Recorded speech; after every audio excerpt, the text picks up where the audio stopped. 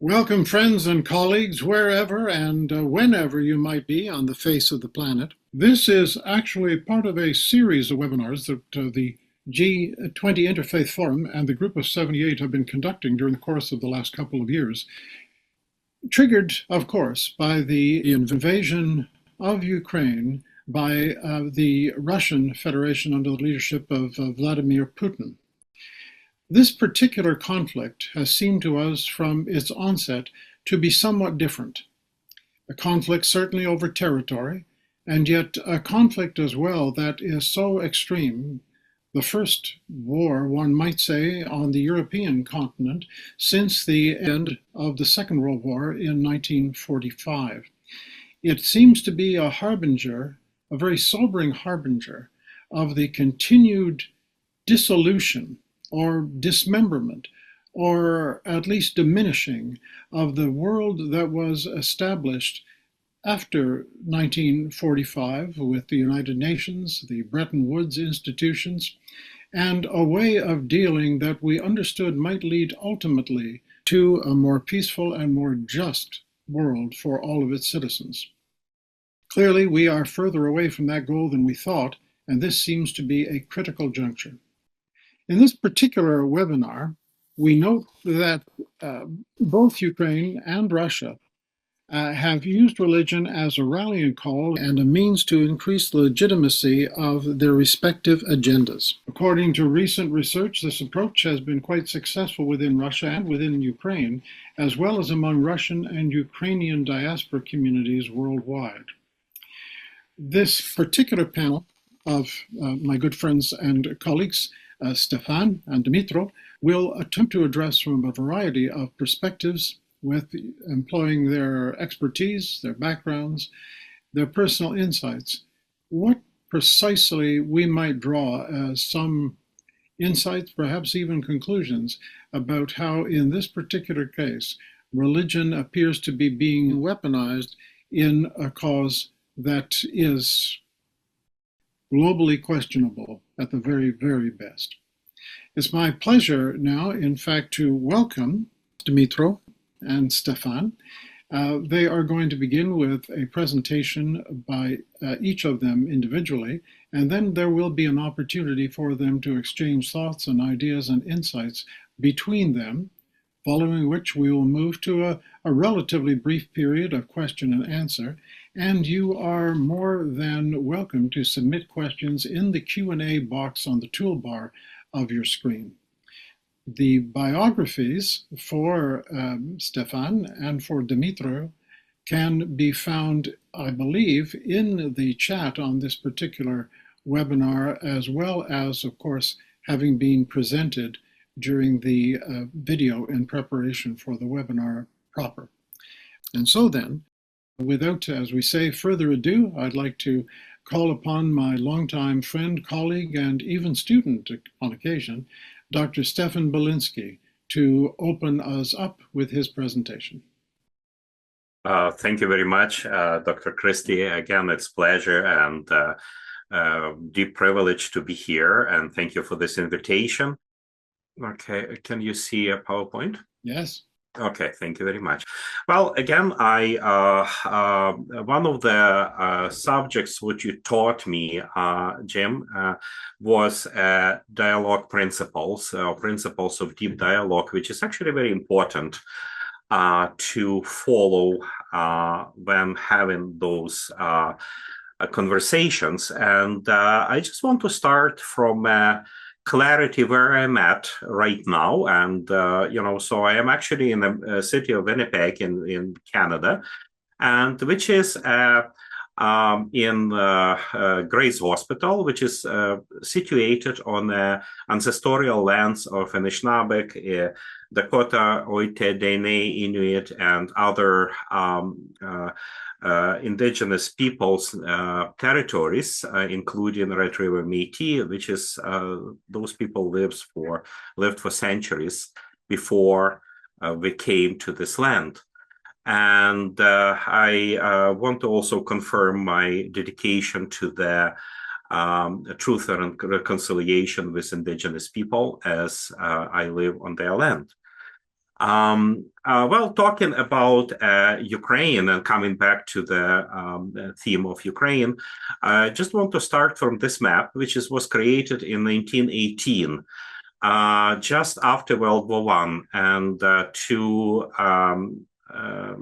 highlight territories where Ukrainian lives.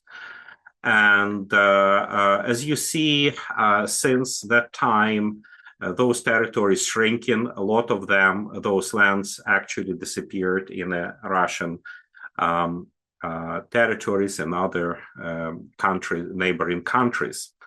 Contrary to Ukrainian territory, Russian Federation, or whatever we know as Russia right now, is extending since 1300s with establishment of the Kingdom of Moscow or Muscovite as a independent state. And we see even Alaska as a part of those territories. So, very often people asking what Ukraine is and why it is so important. Well, just to highlight how large Ukraine is, it's probably from Chicago to New York. A territorial, even it look not as large in this skewed map.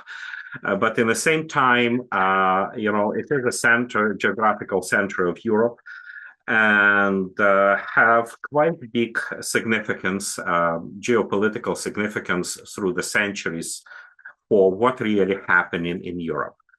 And talking or considering the relationship between Ukraine and Russia on a religious level, let's start from a simple clarification that Christianity is not exactly native religion to either nation, and it was early medieval times when both nations became Christian, but not quite, because it was always some sort of paganism or some sort of beliefs, indigenous beliefs, which is we still have on both territories. From the right side of my slide, there is a Zvruch idol, Sviatovit, which is actually kind of representing beliefs of indigenous people of Ukraine, or those people who lived in the territory of Ukraine for many years. And what I really proposing to use the theory of cultural iceberg, illustrating that culture can be visible and can be really on many levels underwater, which is interpretations, core values, and so et cetera, et cetera. So to illustrate it, I just want to come back to Mr. Putin and his recent statement that what he said, it was in June, there is not a proverb or parade, but an ancient rule, parable, but ancient rule, whereas the foot of Russian soldiers sets, it's ours. So basically, that's how he sees and how many people see Ukraine, because Russian soldiers were there. And not just Ukraine, by the way, Alaska seen as our land as well, by the way. Contrary to that, I want to show you this landscape. It's actually very close to Kiev.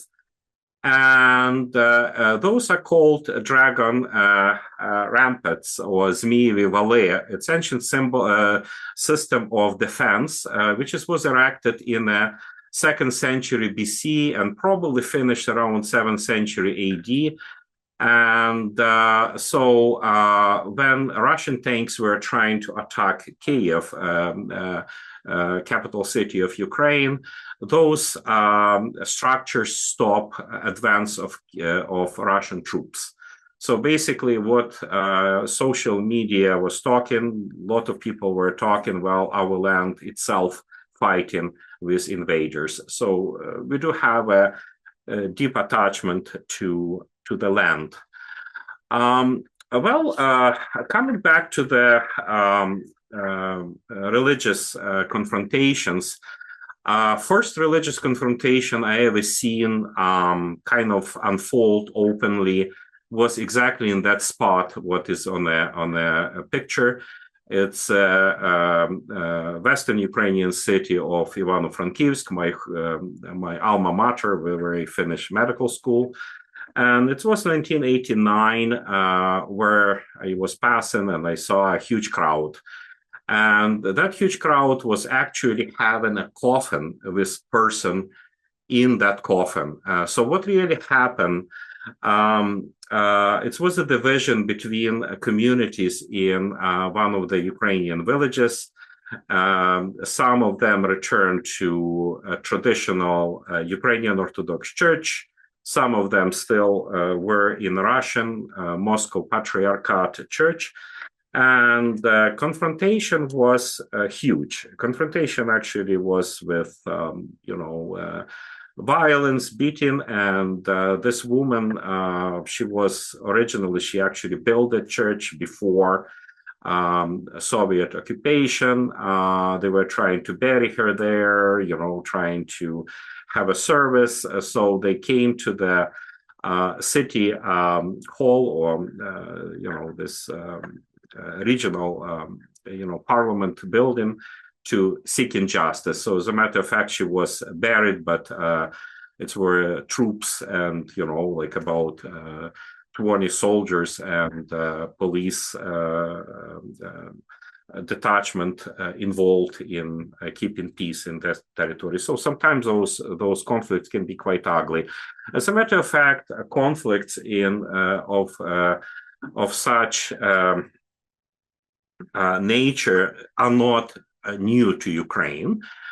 So one of them, actually very controversial from a historical perspective, event of 1768, when Catholic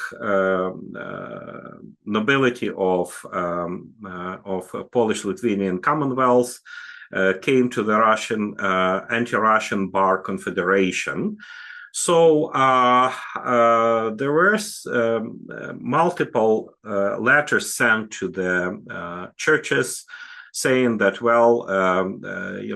rights of the Orthodox people are suppressed. And after that, it sparked attacks by Cossacks and peasants on Jewish and Catholic people, Roman Catholic people, Ukrainian Catholic people, and many Jewish people who were fleeing to the cities, trying to seek shelter. And eventually they came to the city of Uman. City of Uman was attacked by rebels. Many thousands of people died on that day. Those events, historically significant for Ukrainian, Polish, and Jewish communities. There are many controversies, many different interpretations, from glorifying those rebels to despising them, and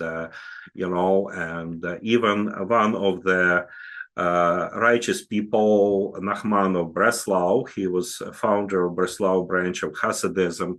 He came there to that city, and in order to die and still pray for those who are victims of those atrocities. Again, a careful, consensual historical analysis was never given to those events. Those events happening today. This picture is taken in June 17, 2025, in city of Chernivtsi, Western Ukraine, close to Bukovina and Romania, and it was open confrontation between believers of Orthodox Church of Ukraine and the Ukrainian Orthodox Church of Moscow Patriarchate, and several people were severely injured. Reason for that confrontation was planned first service in the Ukrainian language in Holy Spirit Cathedral in downtown city of Chernivtsi. By the way, my grandpa and grandma actually kind of was born in that city of Chernivtsi. It's why I'm following the story of that city. There are over 8,000 churches who are run by Moscow Patriarchate in Ukraine. Currently, they try not to promote their identity. Only 22 of them indicate clearly their affiliation with Moscow. Contrary, when you're talking about Russia, there is only one Ukrainian church. It's Catholic Church in city of Novokuznetsk that was opened 2007, and with 5,864,000 people living in, who identify themselves as Ukrainians in Russian Federation, which is about 4% of their population. There are many injustices and many things which has happened in the past never resolved. Like, for instance, you probably know this icon. It's Our Lady of Vladimir. And do you know that it was really looted from city of Kiev in 1169 by second ruler of Moscow Principality, Andrei Bogolyubsky. So Russian Orthodox Church had many transformations, divisions. Again, I don't have much time to speak about that in my very short presentation. But probably latest was, in 1917, Russian Orthodox Church actually disappeared in, with collapse of empire. And it was resurrected in 1923, which is actually known as the Moscow Patriarchate by Joseph Stalin. So basically, it is an original document I am displaying right now. And as you see, one of women's, actually, they carrying a Stalin's icon as a holy man. Stalin did it purposely for managing a church, a manageable church organization, which is actually was very important for him to keep believers also controlled. So there are several doctrines which is still in existence. One of them called the Third Rome Doctrine. It's a 16th century notion about Russia as the third Rome, as some kind of entity which is supposed to take over Rome and Constantinople's role. The second notion is Russian world, Ruski Mir, which is actually heard many times in media. And it signifies political and religious doctrine about sphere of military, political, cultural influence of Russia. Again, many churches, especially Orthodox churches, consider this notion as a heresy, but one of the results of this concept of Russian Mir is a main cathedral of Russian armed forces, which is situated 40 miles west to Moscow, and really symbolize militant doctrine of Russian Empire. I guess my time is over. Stefan, you have already whetted our appetite to find other ways to learn even more about the history of the Ukrainian church communities and the contrast with the Russian church communities. I have to admit, it gives me a little bit of a turn to see Joseph Stalin on an Orthodox icon, but the world is often passing strange. Thank you for that. We'll come back to you in a brief while after Dimitro's presentation so that the two of you can try to perhaps tease from each other's comments what you two feel are the most salient points that need to be considered and addressed as we move forward in trying to understand this ongoing and really rather terrible conflict. So, Stefan, thanks to you, and Dimitro, welcome to you. Dimitro is a somewhat newer friend and colleague than Stefan. I've had the great pleasure over the last number of months in working with him on the production of a Festschrift volume. And so, Dimitro, I'm sure our tech people will be bringing you up on the screen momentarily, and welcome to this particular panel. Thank you so much. Thank you for having me for this event. I'm a lawyer by training, so my approach to the topic will be more kind of top-down. I will speak more about religion-state relations in the context of the Russia-Ukraine war, rather than about religious communities themselves, and I will not touch upon history and will go to Kiev and Rus and everything else. I will focus specifically on what happened since 2014 and up to now. So first of all, I think it's quite clear that the Russia-Ukraine war is not a religious war in the sense that there are certain religious goals of this war. Rather, both parties with very different dynamics used religion to pursue certain political goals. In the Russian case, the main goal is to use religion to justify the invasion, and in the Ukrainian case, it's to employ religion as one of tools or pillars to defend country's independence. And as I said, this dynamics is quite different. If we think about the annexation of Crimea, after the annexation, Vladimir Putin tried to justify it with spiritual arguments. He compared Crimea to Temple Mount, compared Crimea for Russians as a sort of Temple Mount for Jews. And while historically it's obviously a nonsense, but at least we see that's how he brought this spiritual dimension to the conflict on the table.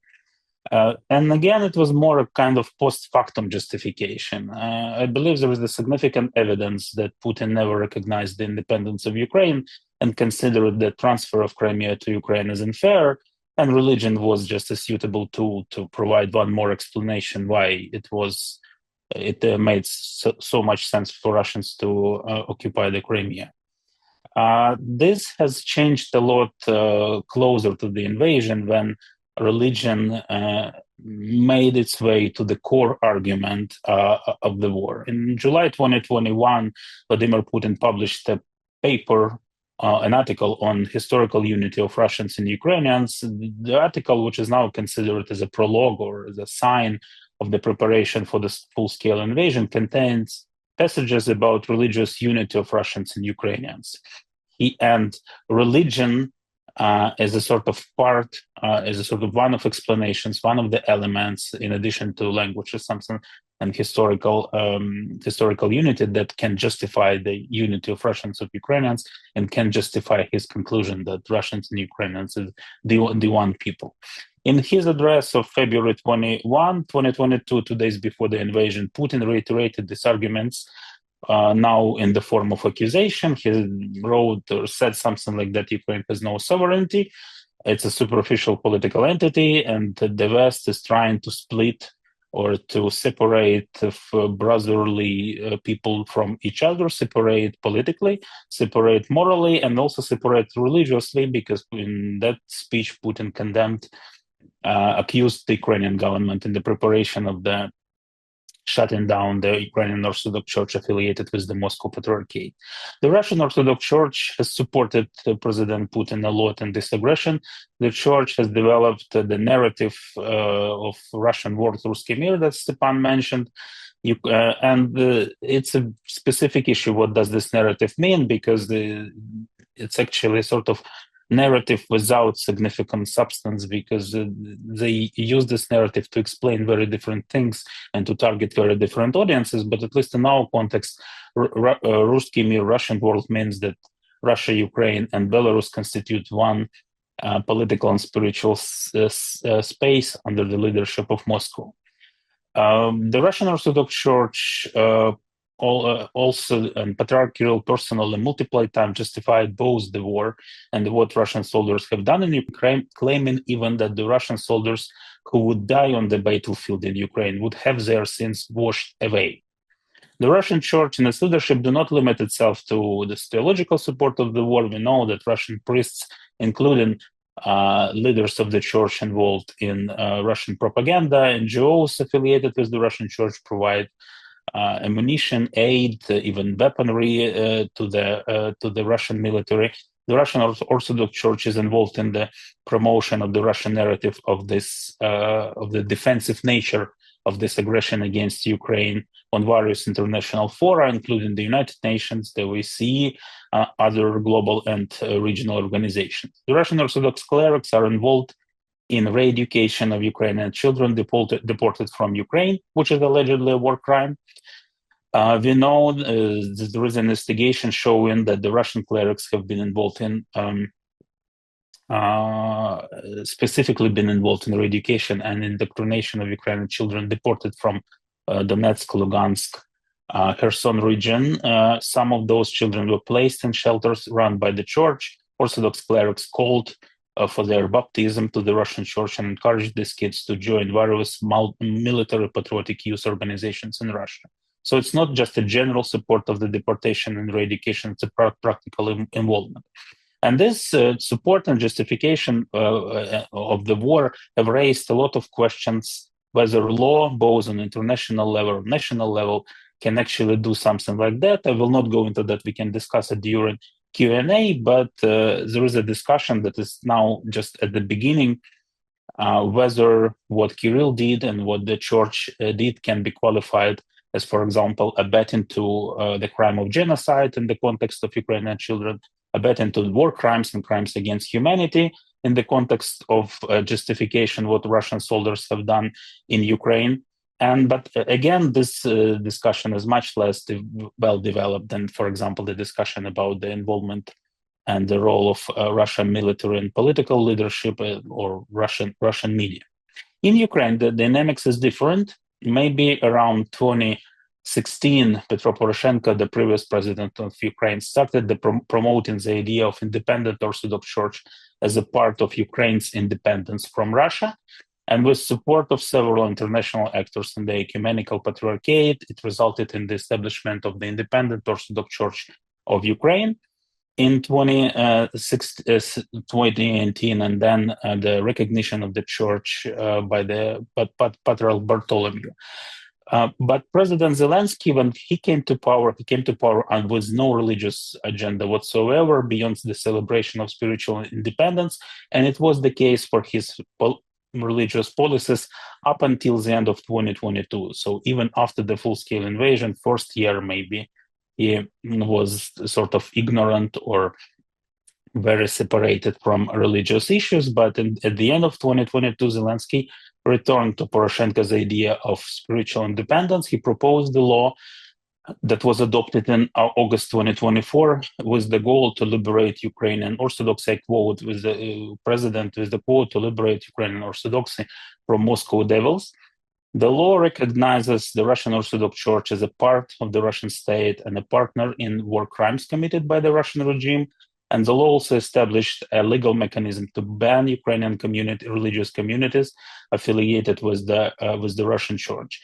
And it's not just about organizational connections or administrative subordination or receiving funding from Russia. According to the law, even ecclesiastical connection is enough for the government to impose ban on religious organizations, which means that, for example, if the Ukrainian Orthodox Church, historically and ecclesiastically connected to the Moscow Patriarchate, would recognize, without any subordination, would still recognize Patriarch Kirill as spiritual leader, or would claim that the church is a part of global Orthodoxy through the Russian Orthodox Church, it's more or less enough for the government to ban this church. And the government has already initiated a legal proceeding to ban the Ukrainian, to ban top-level body, Kiev metropolis of the Ukrainian Orthodox Church of the Moscow Patriarchate, and the government also claimed that it will monitor the dissemination of this so-called Ruski Mir, Russian world narrative, and religious communities involved in this dissemination of this narrative will be also banned. And from international law, at least what we know about religious freedom standards, this sort of policies might be quite problematic because first, we know that religious freedom cannot be limited on based on national security. Religious organizations can be banned, for example, if they're involved in espionage or if they're involved in any sort of acts against territorial integrity or constitutional order, but you can't ban religious organizations based on merely on ecclesiastical connections. Second, we know that international standards advise that religious organizations can be banned only if the leadership or the majority of members are involved in illegal behavior. And it's very difficult to argue that the whole Ukrainian Orthodox Church of the Moscow Patriarchate involved in this behavior because it's such a big such a big community. It's about 10,000 religious organizations, about 8,000 religious organizations, about 10,000 clerics. It's very difficult for the government to prove that actually majority of them or the top all leaders are involved in that. And from the perspective of international law, it makes very difficult to argue that the only possible measure to address this issue is to ban that community. And finally, the denial of legal personality in international law is the measure of last resort. The government should do something before that, for example, revoke tax benefits or impose some other restrictions before imposing the ban. And also from the practical perspective, it's interesting whether such expansion of the idea of national security from classic military and political concerns to concerns of historical nature or religious nature or cultural nature, whether it's actually a workable scheme, a workable framework, because what we know now that Ukraine has become more engaged in religious diplomacy, but all that diplomacy, to the best of my knowledge, is more focused on countering the narrative, the Russian narrative that Ukraine prosecute Christians, but that narrative is based on the idea of that now the government is trying to ban the Ukrainian Orthodox Church of the Moscow Patriarchate.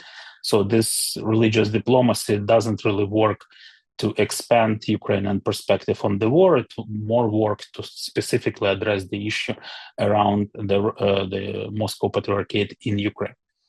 And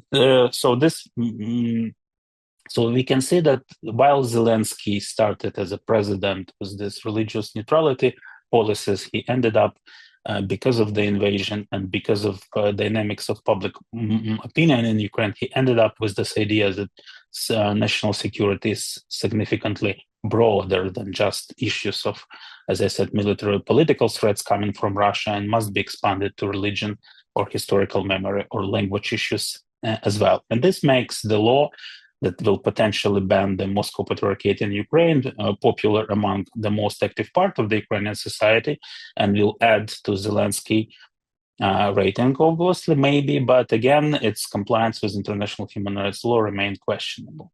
And as a conclusion, Putin started this war claiming that Russians and Ukrainians are the same people. The Russian Orthodox Church supported and endorsed the war, claiming that the Russian world includes Ukraine and potentially every other country on the Russian border. And ironically enough, this has accelerated nation-building processes in post-Soviet space with the goal to erase any links with Russia, even at the cost of personal freedom of carriers of these links. Both contexts, religion as a Putin's weapon and religious freedom as a collateral damage of this response to the Russian aggression, because it's not just Ukrainian issue, it's also an issue in Estonia, it's also an issue in other Baltic states, it would probably be an issue in Moldova, have created new challenges to different branches of international law that we still need to find the proper way to respond. Thank you. Well, thank you, Dimitro, and of course, thank you, Stefan, as well. These are both very rich and very complex presentations, but then it's a very, very complex situation. And it seems, in some respects, getting even more complex all the time, especially when it comes to the presence and the role of religion in the midst of this dispute. I'd like to have us spend the next 10 minutes or so in a conversation between you, Dimitro, and you, Stefan, in order to perhaps tease out some of the points which you consider to be the most salient for our viewers and our participants today. Because, of course, with all the various time zones implicated, today is the best I can manage. If I might just begin to trigger a bit of the conversation, it seems to me, in listening to both of you, Stefan from an religio-historical perspective, and Dimitro involving more issues perhaps on the questions of geopolitical realities and international diplomacy, including the diplomacy of religious freedom.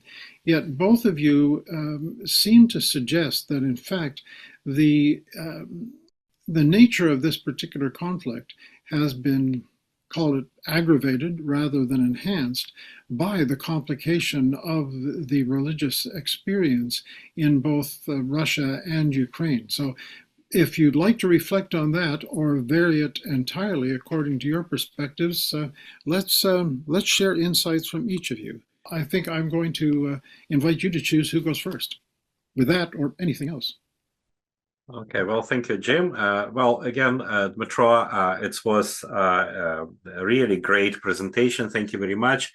You actually filled some points of what I was unable to finish because I ran out of time. Particularly about current state of the affairs in Ukraine and existence of Ukrainian Orthodox Church or Orthodox Church of Ukraine, which is actually quite new church. Was created in December 15, 2018. So Russian Orthodoxy does not recognize this church as a legitimate, as a canonical, as you know. And there is some tricks also. It's not actually everything so straightforward that Ukraine can be multi religious or multicultural entity, which is Ukraine is really through ages.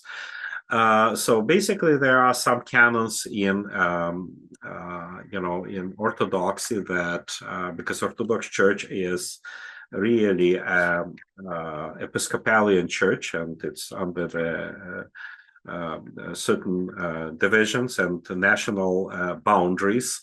So, existence of Russian Orthodox Church on the Ukrainian territory, which is actually belong to Moscow Patriarchate, from their perspective, seen as illegitimate. In the same time, they saying, well, what are those guys from that illegitimate church doing? So basically, conflict really built in a canonical laws itself.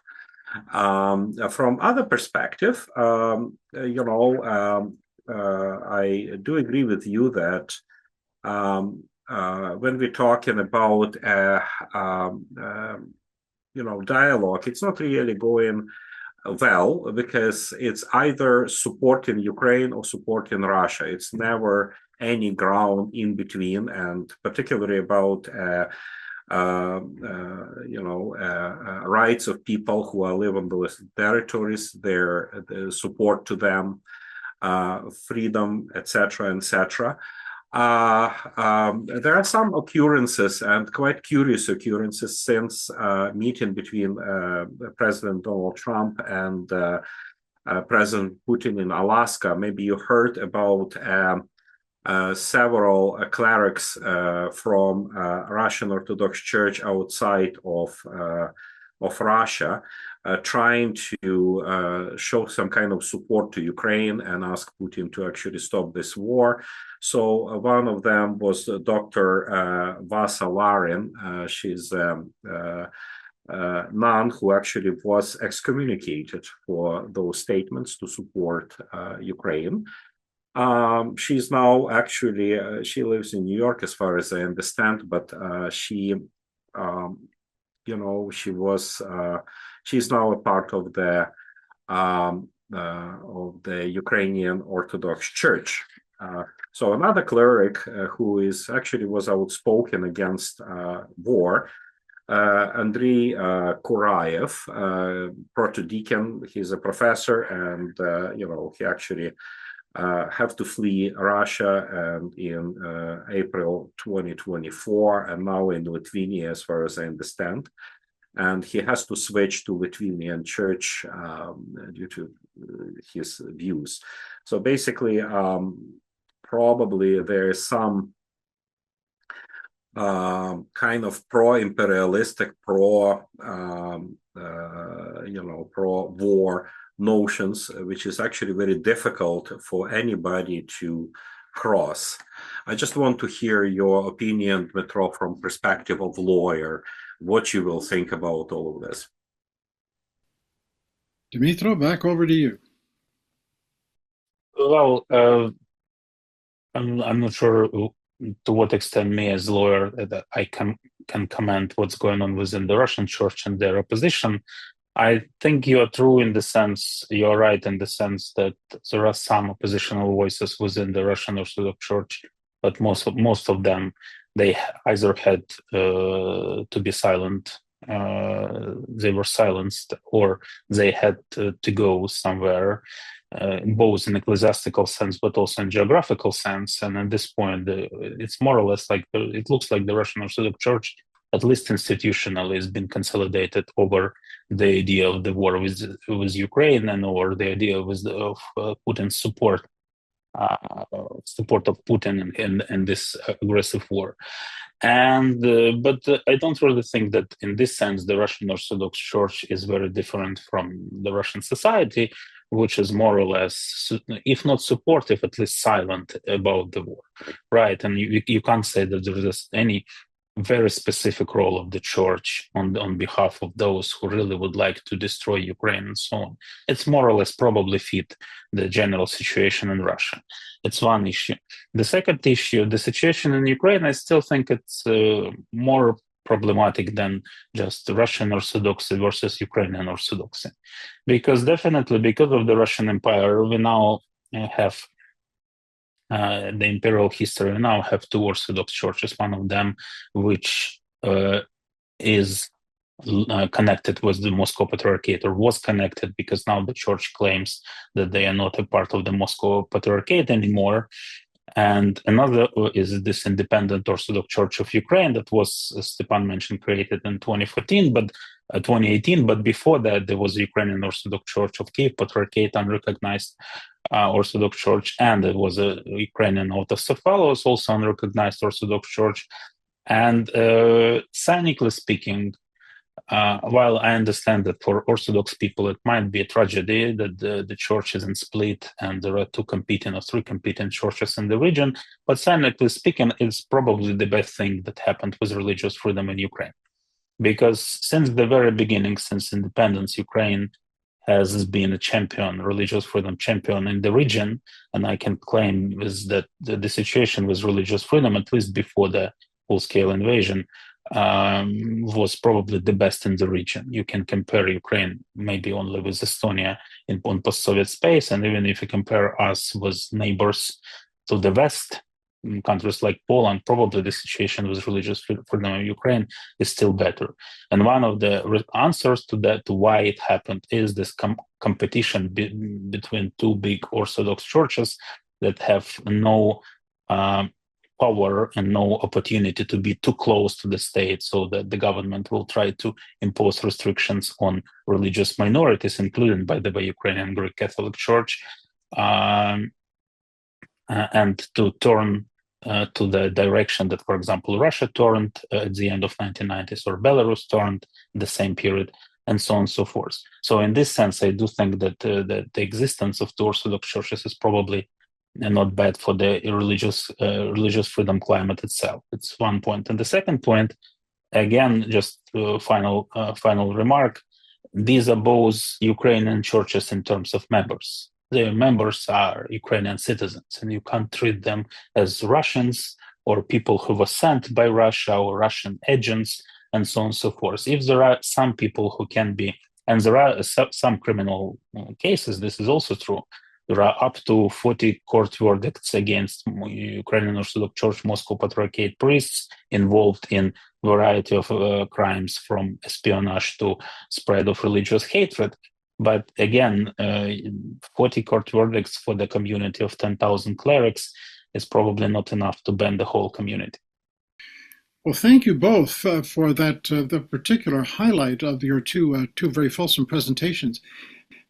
One thing as we turn to questions and answers that does immediately leap to mind in listening to both of you is that the paper that Mr. Putin published in 2021 suggesting that Ukraine and Russia were essentially one, not only politically, but in heart and in mind and in spirit, seems to have been proved to be quite fallacious when we consider that what we have here, if particularly through the lens of the religious experience, are two extremely diverse and unique communities and within them, even more discrete and subtle differences of opinion and communities.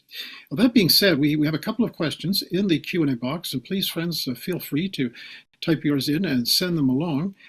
I'm going to actually take the second question first because you already briefly touched on this in the previous conversation. And Nan would like to ask this question. Can either of you make any comments about religious minorities in Ukraine? Jews, Baha'i, other Christian denominations? So perhaps, Dimitro, you might like to field that one first, given that it has come up during your watch, as it were, in the conversation. Well, as I said, that Ukraine has been, since the independence, Ukraine has been really a leader in religious freedom, leader in the region. I'm not sure to what if we have large Baha'i community, but definitely, I mean, remember that, for example, Ukraine has the biggest Baptist community in Europe. Ukraine has the biggest LDS community, the Church of Jesus Christ of Latter-day Saints on post-Soviet space. Ukraine has had vibrant Oriental religions. I'm not sure if it's a correct word in English, and so on and so forth. And this is in a huge contrast to what's going on, for example, not only in Russia but also on the Ukrainian territories occupied by Russia. Because an interesting fact that Russia claimed Donetsk or Luhansk territories, saying that this is our land, including religious affiliation. But the truth is, if you think about Luhansk region, Christian Orthodoxy, which means Moscow Patriarchate, was the religion of majority there, but less than 50%. It was something like 48% of communities was Christian Orthodox, and the rest was Protestant, Jews, Muslims, Krishnas, and so on and so forth. So they were really vibrant religious communities, and this is already gone after Russia came there. But on the territory under the Ukrainian control, I mean, it's still the regime of religious freedom, with the exception of the Ukrainian Orthodox Church of the Moscow Patriarchate, which the government targets now for security reasons, considering this as a potentially disloyal or actually disloyal community. Still, if you think about President Zelensky personally, because in Ukraine, as in all these unconsolidated democracies, the figure of president is probably key in these issues. If you think about President Zelensky personally, I do think that his approach to religion remains religiously neutral. He is not a religious person himself, and he doesn't care much about religion. And I think he's completely fine with any religion, as I said, except the Moscow Patriarchate in Ukraine. Okay, well, thank you. Oscar poses a question as well, and his question is framed somewhat like this. Really, it's in two parts. Can a genuine religious influence become a key instrument in bringing peace and ending the ongoing conflict? And as a modifier to that, and would it be possible to imagine how there might be a spiritual aspect forming a bridge between Ukrainians and Russians after some peace has eventually been achieved? So, Stefan, let me pass it to you. Well, about what, again, I want to kind of touch what Dmytro said about multiple churches in Ukraine, because you see, I start my medical career in Kherson region, and I cannot really tell you community, because right now this community is under occupation. I just don't want to highlight what exactly, but it was mainly Muslim community, Crimean Tatar, and they felt very comfortable in Ukraine during Ukrainian rule. And again, I communicating at times with people, and they feel suppressed, honestly. So there are some religious freedoms which is actually changed. There is some laws in place One of them actually based on a working definition of anti-Semitism, and Dmitro, you probably would know better. Can be criminal charges when you express an anti-Semitism. I think it's only law which is actually highlighting it.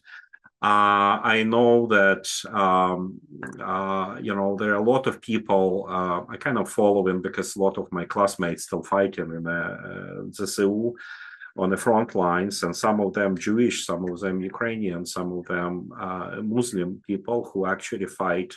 And probably that's partially will answer your question, Jim, about what exactly religious communities can do, and probably work together to build independent state, give some civilian freedoms to people. Can be dialogue. Again, I mentioned two dissidents right now, so there is probably can be some kind of fringe dialogue outside of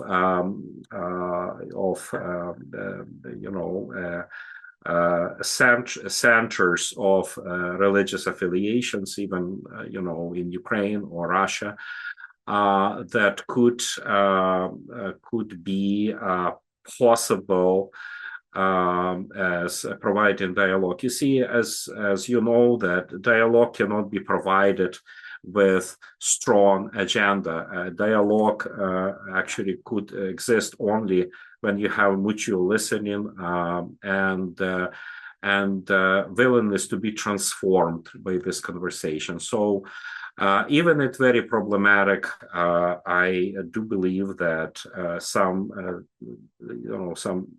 conversations should really be existing.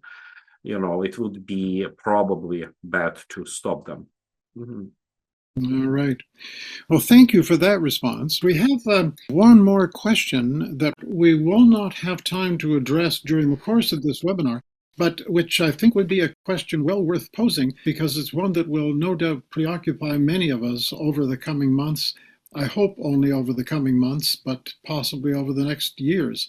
And that question from Mariana is, when the war ends, how will freedom of religion be affected? We won't be able to address that now, but I do hope that all of our viewers and our listeners will take that particular question to heart as we move forward. My happy task now is simply to thank all of those who have made this time together possible. This time to openly, candidly, and insightfully share the background and the knowledge. So I'd like to, of course, begin by thanking Dmitro and Stefan for their time not only with us during this brief hour, but the considerable time and effort they have taken to put together their thoughts and their reflections, which they have shared with us and with each other. And I'd like to also take a moment to thank Audrey Kitagawa and her first-rate technical team for making it possible for us to gather from all points of the planet in order to be able to take part in this webinar today and in this video. Of course, to the G20 Interfaith Forum Foundation and to the Group of 78 in Canada for their ongoing partnership to address the complexities of this ongoing tragedy. Perhaps I can do no better wrap up the afternoon with a quote from the eminent 20th century Protestant theologian Reinhold Niebuhr. And during the course of his later career, Niebuhr, looking at the continuing crises and tragedies that extend from pole to pole, observed this: nothing worth doing can be achieved in a lifetime. Therefore, we must be saved by hope. Nothing that is true or beautiful or good makes sense in any immediate context of history. Therefore, we must be saved by faith. And nothing that we do, however virtuous, can be accomplished alone. Therefore, we are saved by love. Thank you, friends, and wherever you are, be well. And thank you all for joining us and being with us today.